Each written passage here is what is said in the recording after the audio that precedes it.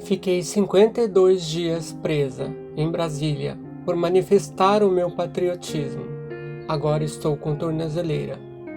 Meu nome é Tereza Helena Oliveira Souza Sena e moro na Suíça, em Zurique, há 10 anos, onde sou capelã e pastora da Igreja Evangélica Nova Aliança. Tenho um filho de 17 anos e marido que não vejo desde o ano passado. Eles ficaram na Suíça e não posso voltar lá até que o Superior Tribunal Federal autorize. Tenho 51 anos e há 25 moro no exterior. Antes de ir para a Suíça, morei em Portugal. Desde o dia 9 de janeiro, sinto que a minha vida foi roubada. Primeiro fomos levados para o ginásio de esportes, depois para o presídio Colmeia. Desde que saí em liberdade provisória concedida pelo ministro Alexandre de Moraes, estou em minha cidade natal, na casa de uma amiga, com tornozeleira eletrônica. Não saio de casa depois das 18 horas e fico 24 horas dentro de casa nos finais de semana e feriados. Nem ao mesmo estive na Praça dos Três Poderes.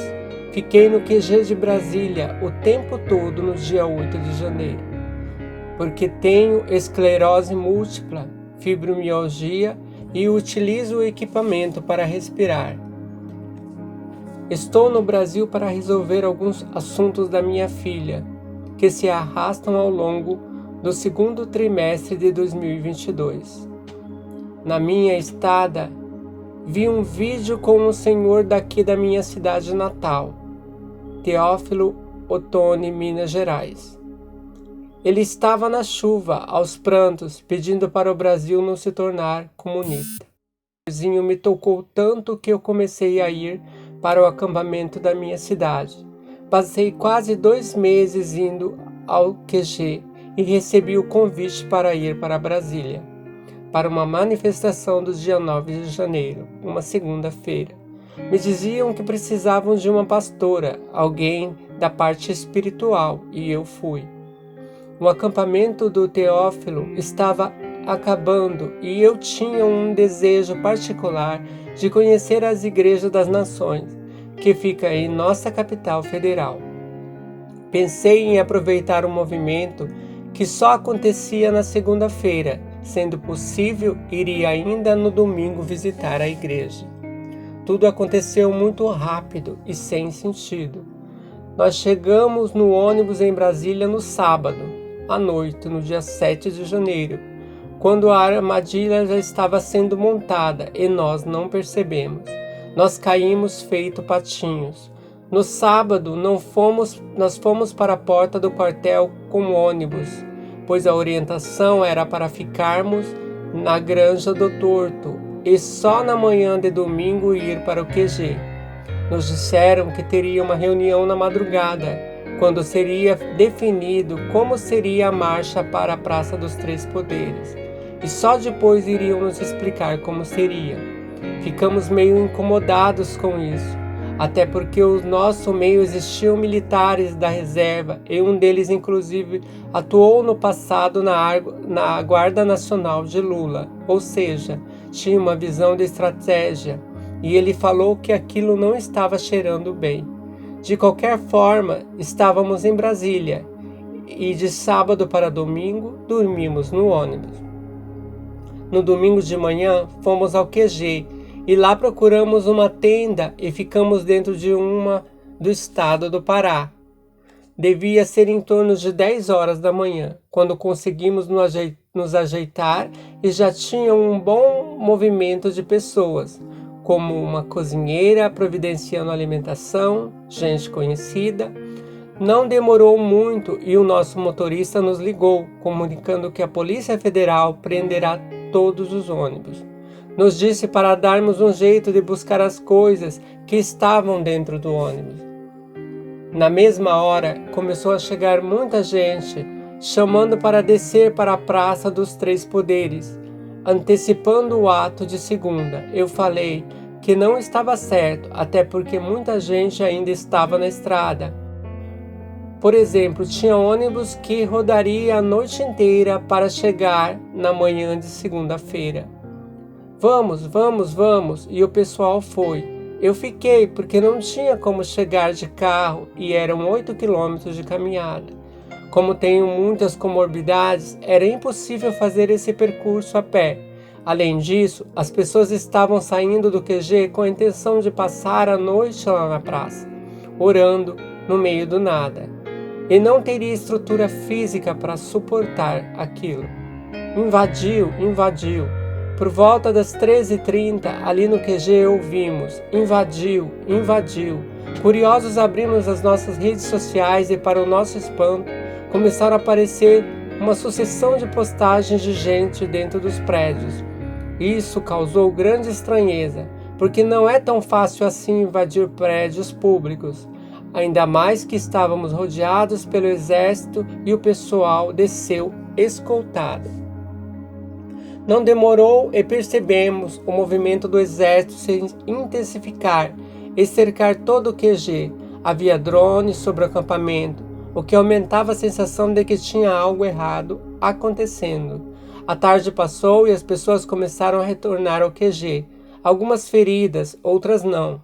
As pessoas diziam: vamos embora, e a gente sem entender nada. Eu creio que era mais ou menos 19 horas quando o exército colocou um tanque de guerra na rua e o helicóptero começou a sobrevoar os arredores do QG, piorando a cada minuto a confusão entre nós.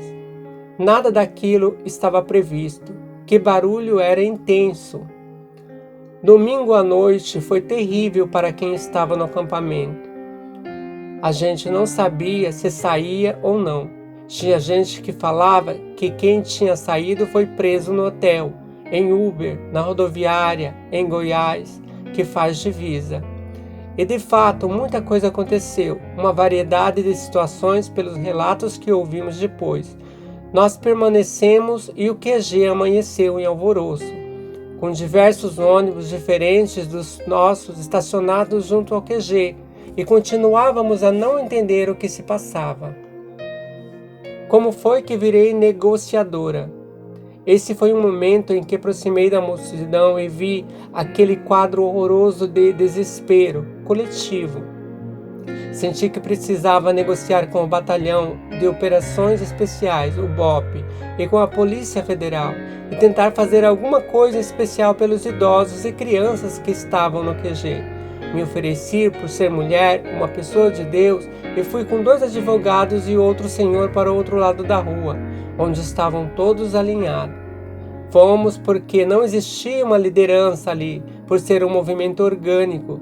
Antes de negociarmos, eles falavam com o megafone conosco, dizendo que tínhamos apenas 1 hora para esvaziar o acampamento e sair da área militar. Com a negociação, numa conversa amigável, queríamos ganhar tempo porque 1 hora era pouco. Tinha gente com muita coisa no QG, inclusive comerciantes, estavam ali a trabalho com seus equipamentos, outros tinham os seus automóveis, sem contar os cadeirantes, idosos e crianças.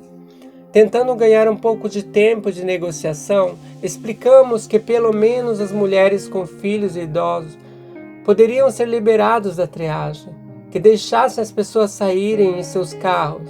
Foram tentativas de sensibilização que fiz por ser mulher, pastora e capelã. Não houve maneira de gente se sensibilizar. Subimos ao palco e comunicamos a orientação de entrar no ônibus, priorizando os mais frágeis. O oficial Carla estava ao nosso lado e filmou tudo o que falamos. O vídeo que roda na internet foi editado. Não tem todo o conteúdo da explicação que demos ao público sobre o recado do BOP e da PF. Quem é a mulher do caminhão de som?